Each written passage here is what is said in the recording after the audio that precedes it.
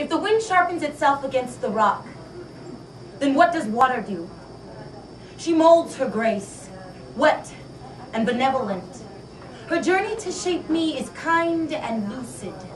She is the wintry snow melting beneath the spring, shape-shifting and transient. Her currents slip down the side of the Sandia Mountains. The water asks nothing of me. The water asks nothing of me. We left the safety of the trail, hunkered close to the earth. Up and down the chest of foothill we trampled. We were two hikers, picking our way through dirt and moss and the confident silence of late afternoon. She gave me a king. There he was, standing stolid in a clearing, between the cleavage of rock, shaped like the faces of old men with big noses. The dead tree was golden and without breath, yet still vibrating with energy, and atoms still present and giving. It burned golden, like your amber eyes. It twisted tall and poked the stars from out of the sky. The king resisted the evening and shouldered the sun. Just for us, he held tight the last vestige of fading sunlight, a kind atlas made of wormwood and solitude. Like a ladder, I wanted to scale its crooked arms and wait in the sky for Orion to appear. Not without you.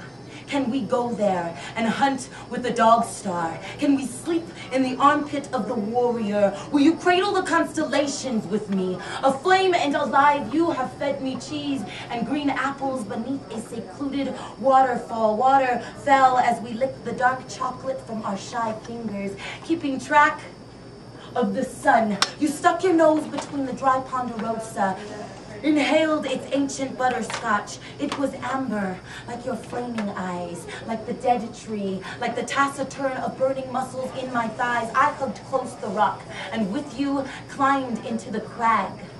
And when we left that mountain, the scale of size and reality came back to us. The spider and her web were small again. The king was sucked back into the Sandias, and mountain became mountain once more, a part of the whole, just beyond the Indian casino, engineered to seem like some monstrous coin-eating empire. Just beyond the taunting tongue of a man-made highway, the city reappeared, split from the head of an Onyate dreamscape. The slow burn of sodium streetlights engulfed us again. We drove away and I was sad. I remembered my daughter up there.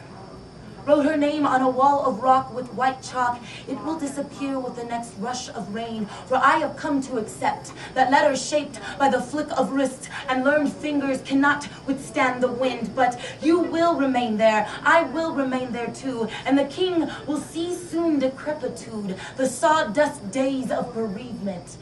But there is a burning of the wind, frost of water, amber rush, and golden eye. It will flow eternal, sharpened against the chest of the Sandia Mountains. Thank you.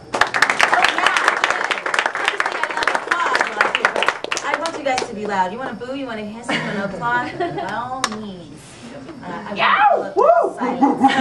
Thank you, Dad. From my pre class. All right, I'm just going to go right into another poem. This is my bad girl poem. It's called Dangerous Woman.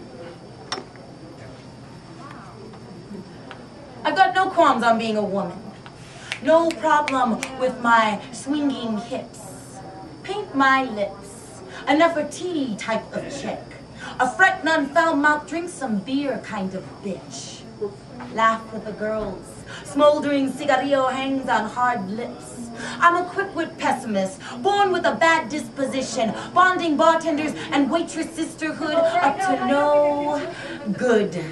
That dangerous table, back of the bar, shadows, black widows, chewing up men, throwing back beers, half-cocked, cocked rifle, my poem, a revolution on the horizon.